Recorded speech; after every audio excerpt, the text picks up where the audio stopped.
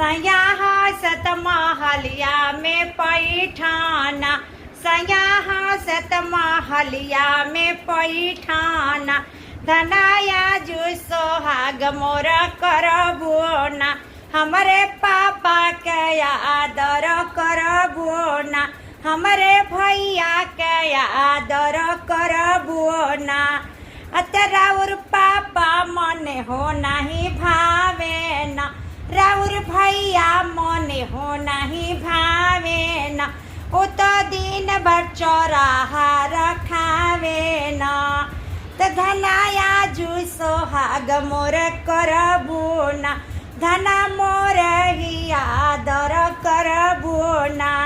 तो राजा रौरे मने हो नहीं भावेनी, राजा रौरे मने हो नहीं भावेनी, उता दिन भर लड़की पटावेनी, उता पूरा दिन लड़की पटावेनी।